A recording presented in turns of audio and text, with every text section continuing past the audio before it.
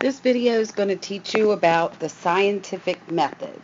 You already know a lot about it because you've had it since you were little, so for a lot of you it's just going to be review.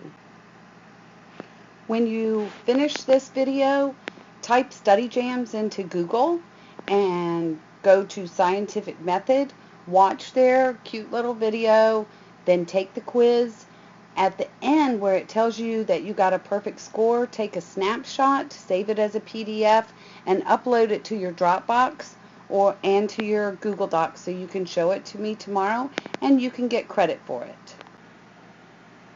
Okay, the scientific method is a way that you're going to ask and answer scientific questions by making observations. So what you're going to do is while you're riding the bus, walking home, whenever you're out and about, start observing the world around you. Then using all of your senses, what you see, what you hear, what you smell, what you feel, what you taste, ask yourself questions about it. Why does this work this way? How does that work? Well, what if I change this? What would happen? Start observing using all of your senses. Start making those observations and coming up with questions. Then say to yourself, I'm really interested in this. I think I'd like to do an experiment with that because this year you're going to be doing the science fair.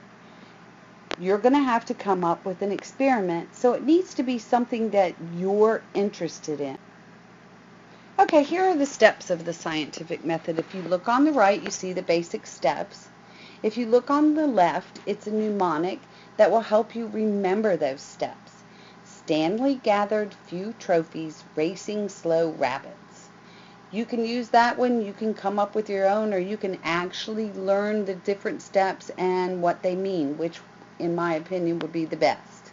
Alright, the first step is to state the problem. The problem is usually going to be in a question form. So for example, you might say, which paper towel is the most absorbent or holds the most water? Okay, well, I need to then gather a bunch of information about that because I don't know what paper towels are really made out of, how they're put together, and what makes them the most absorbent or not. So I'm going to go to the internet or to the library and do research about paper towels and gather all that information so I become educated about it, which takes us to the next step, form a hypothesis. Now, most of you can tell me that a hypothesis is an educated guess. Now, I became educated by gathering that information and doing research on it and becoming more knowledgeable about my problem and my topic. So now I can guess what I think is going to happen during my experiment. So the next thing is forming the hypothesis. Usually it's in an if-then statement. So in our example, I might say, if I use Bounty, Brawny, and the Walmart brand of paper towels, then I think that Bounty will hold the most water and be the most absorbent. Now I need to test that hypothesis. Now how do I test that hypothesis? I'm going to run an experiment. And we're going to talk about all the different steps that you need to go through to run your experiments. Okay? The next thing I'm going to do is while I'm running my experiment, I'm going to record all of my data. I'm going to put it in a chart and make a graph. And then I'm going to take a look at it and analyze it. I'm going to figure out what is this data showing me. Then I can state my conclusion. And usually my conclusion is I accept or reject my hypothesis because my data showed that. So for example, in the example we've been using, I might say I accept my hypothesis because my data showed that the Bounty paper towel absorbed the most water and is therefore the most absorbent. That would be my conclusion. Then I need to tell why is that information important to the world. And then at the very end, I'm going to say anything that went wrong with it, how I might change it the next time, how I might improve upon that experiment. Then I'm going to, and this step is not in here, but I think a step should be put right in here. That would be to publish your work. I think it's very important that scientists go to conferences and explain their experiments or write them up in a scientific journal to tell the world what they've been doing. With you, you're going to put it on a triboard, a science triboard with all the different parts of the experiment and enter it into the science fair. All right, the very last step is to repeat the work, and this is very important because let's say a scientist writes his experiment up in a journal and somebody in another country picks it up and reads it and says, you know what, I'm not sure of those results. I'm going to run that experiment and see if I get the same results. So it's very important that you make the experiment very, very specific. Your procedure and your materials are very specific so somebody else can pick it up and then repeat your work. Okay, the very first step in the scientific method, as we talked about before, was to state the problem, and it's usually in the form of a question. So you're going to use all of your 5 senses to make observations about the world around you, and then you're going to start questioning everything. How does that work? What happens when this occurs? When does that happen? Why does this happen that way? What would happen if I changed it? Keep asking yourself questions through all those observations. And then find something that you're very interested in, because if you're going to be doing a science fair project, it might as well be something you're interested in. But you need to make sure that whatever you choose can be measured, preferably with... So the next step is you need to become educated. So you're going to go to the library or use the internet to do research and gather all that information about your question or your problem.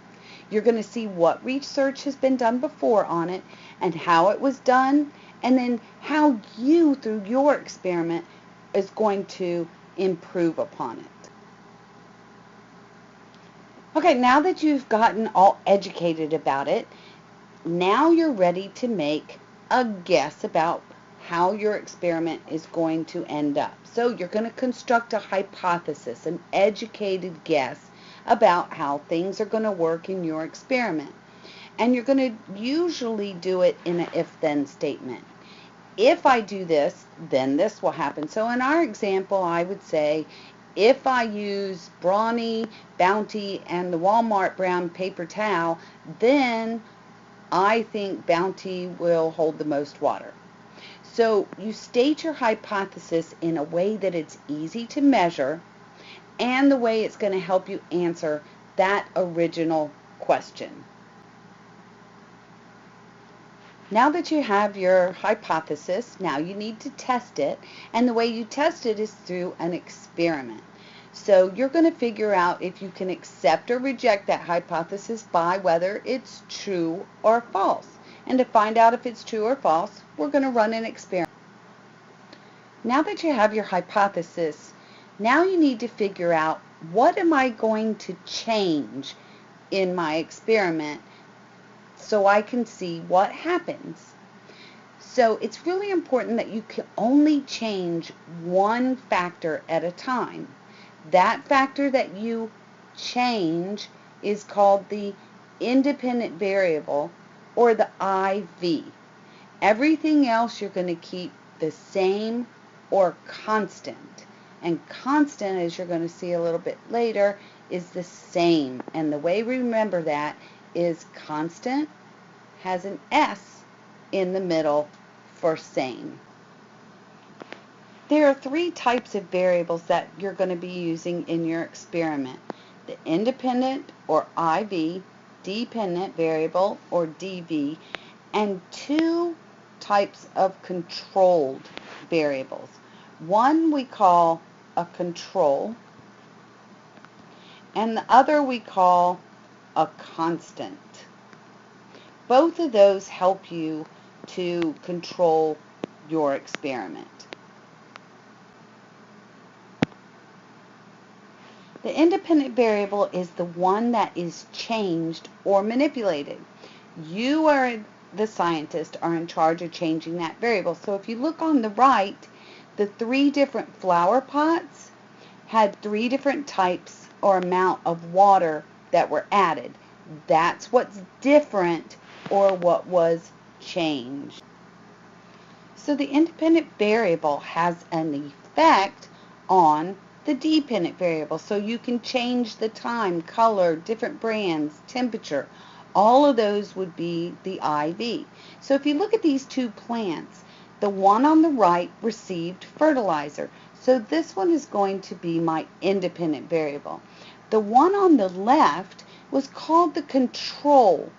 It did not receive the fertilizer because if you think about it, if I only did the plant on the right, how would I know whether the fertilizer really worked or not?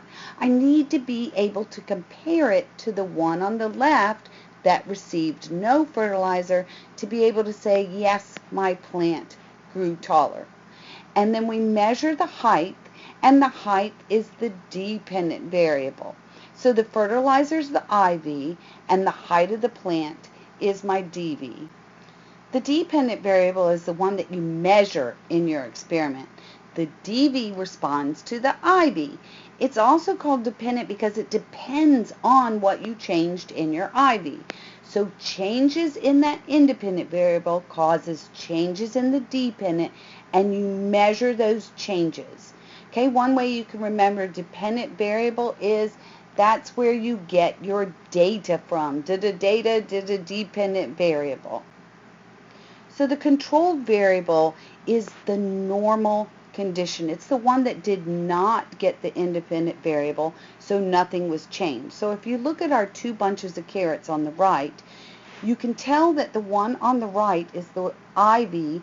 It received the fertilizer. The one on the left was our control. It did not get the fertilizer. So the control is the one that does not get the IV. Because think about it, how would I know if the ones on the right grew bigger with the fertilizer if I didn't have the control one on the left to compare it to?